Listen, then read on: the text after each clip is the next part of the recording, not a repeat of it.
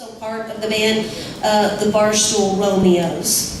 And, well, they have a CD out called Last Call for Heroes, which also is available over there at the merch table. That's right.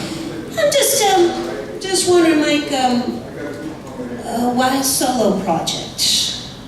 I mean, I know it's been a long time. You've never really put out a solo. You've been in a lot of bands over the years. Yeah. I don't ever remember a solo project before. There's not been one. You know, back in the early days, bluegrass days, we had a little group called White Oak Flats. We did several CDs, and then the Drunk Uncles. the Drunk Uncles were next. Yeah, everybody's got one. They're usually the ones you don't want to leave. You know, they're usually the ones you want to hang around. But there was those guys, and then we did. Let's see. I did there for a while. I was doing lots of singing and park singing and background vocals and stuff from folks like Jay Clark, Brandon Fulson, different folks around the area. And then the Romeos, we put out the Twisted Steel and Sex Appeal, that first record, and then the Last Call for Heroes. And it was just like, I was doing all these solo gigs, you know, and I used to play at this little beer joint down on Tassel Pike called Jimmy's. And see, I'm sporting my Jimmy's today. They can't see that on the radio. I know it. He's got a Jimmy's t-shirt on, and that's what's well, it's a good thing they don't know I'm in my pajamas in front of you folks.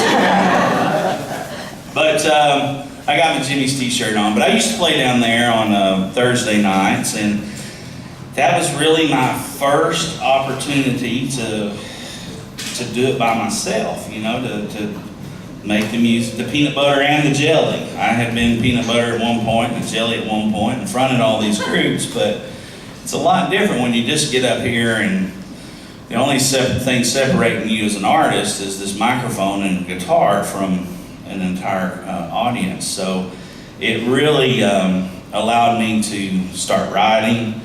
It allowed me to start, you know, trying to hone my craft and be my own band. And I think more than anything, that's probably why, because so much creative stuff was spurned out of that little place. And then I do quite a few solo gigs throughout the year as well. So that's why. And the CD's very simple.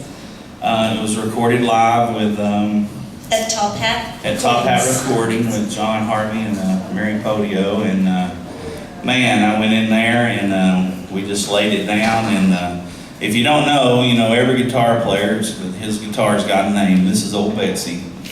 We've been around the world together. We've been as far as Greece, and we've been as far the other way as Hawaii, playing music for folks. And it's just me and her on the album. So. All right. Yeah. And the CD release for that is May 24th at Barley's, and we'll talk about that here in just a second as well. But so the last song you wrote with Van Eaton there. Yeah.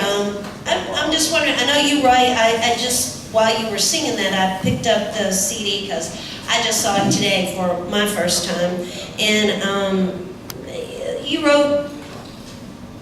I wrote 4 by myself, and then I had 3 co-writes, and then I had 3 covers, right? So old bluegrass covers. And one of those written by Alex Leach, there, the Mountain of WDVX. Very proud of that one. But again, when you co-write, tell the folks a little bit about that co-write with Van Eaton right there. How that comes about, because this is not the way most people usually sit down together and write a song. Well, I always say ping pong's no fun if you have to play it by yourself. You know, so you got to have somebody that can volley.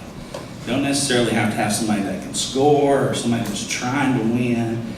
It's just volley. Just get it back across the net, and I'll hit it back to you, whether it was a good shot, bad shot, but it'll be a hittable shot that you can get back to me.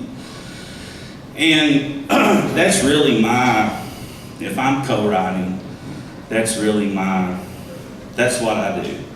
There's no good line. I mean, you know, there are better lines, and then there are the best lines. They're all good lines because they're no longer up here in your brain. They're gone, you know, so that makes room, and that's always good, not to have that thing too crowded. So yeah, you just come up with stuff. Maybe and it can be anything from a topic. It can be anything. It may just be some line somebody spouted out. It may be, like, okay, I'll tell you for instance, like that first line, you either is or you ain't, you do or you don't, you can or you can't, you will or you won't. Okay, I had that line, that verse. And where I got that verse was off a documentary about Memphis music.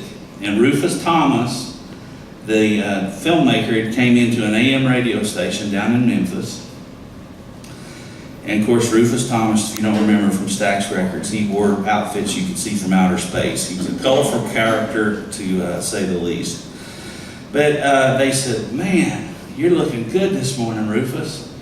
And his reply was, "You either is or you ain't, you do or you don't, you can or you can't, or you will or you won't." And I was like, I'm stealing that fair and square. And I'm gonna write a song. And that's how that one came about. So I had that one, and Van came up with the next 2 or 3 lines off the next verse, and we made a chorus. And you played ping pong. We played ping pong, yeah. All right.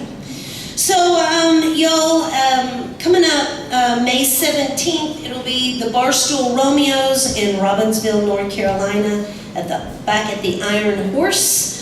May 24th is the official CD release for Mike's solo project at Barley's in the Old City. And then May 25th, we'll be headed over to Jammin' at Hippie Jack's in Crawford, Tennessee for the big Jammin' at Hippie Jack's Festival. Mike McGill can be found on Facebook. The band information can be found at thebarstoolromeos.com. Now, also, we are going to get to some music here real quick. One last thing I wanted to mention.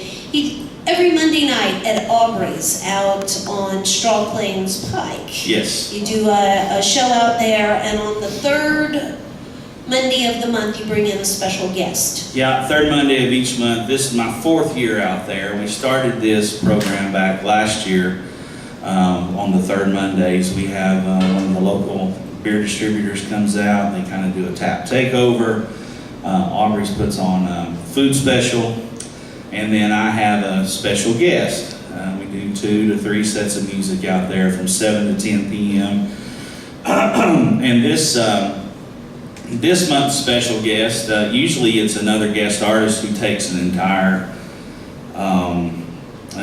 show, part of the second set by themselves. But this time around, it's going to be the legendary, and I do mean legendary, Barry Pope Hanna. Oh, all right. So he's going to play and accompany me some, and then probably play some solo stuff as well. And Poe don't sing. He does sing. I have been trying. He did write a song. He told me this, but maybe you can get it out of him that night. Maybe he'll do the debut. I'll tell you what he can do. He can play the guitar like no one else in this town. He's one of the best in this city. He is incredible. Incredible. All right, y'all. And someone we call friend. Yeah. Feel free to stop by the merch table after the show and certainly shake hands with Mike. This is Mike McGill on the WDVX Blue Plate Special. All right. This next song I wrote, you remember, let's see, who was the first prince that got married from Diana's children? Was it William or Harry? What's that? William was the one?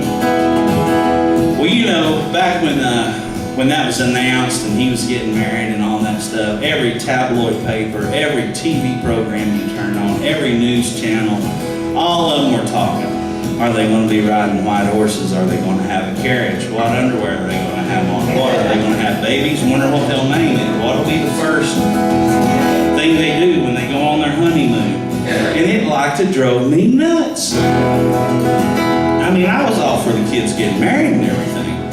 I'm a hopeless romantic. I still believe in love. But at any rate, it really did drive me nuts because at that time, if you remember, we had all kinds of crazy stuff going on in the world, like wars. Massachusetts. Country music that was really sippy cup country music. Yeah. That was before bro country started. And I just kept getting confused. And we had politicians lying on TV, people getting caught, nobody standing up for this one or that one. And I could only come up with one thing, and that was why?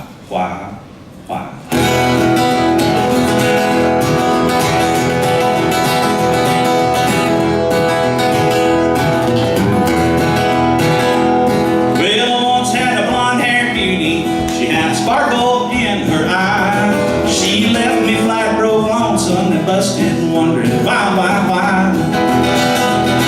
Oh, a prince, he will marry a princess while spiders catching flies. And Peter Pan ain't a boy, he's a jar of peanut butter. Tell me why?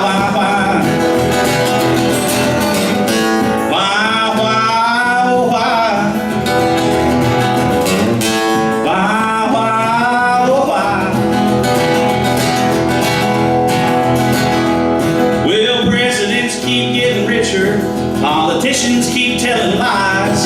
It just leaves an old hillbilly feeling confused, wondering why.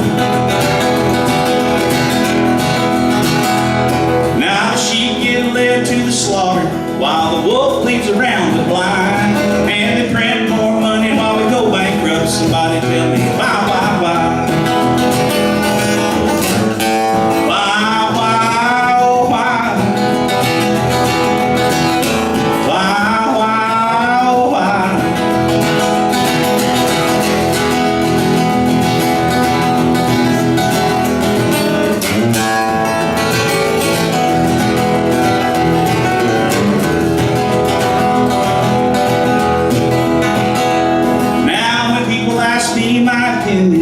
I've been known to speak my mind. What really good comes from killing one another? Tell me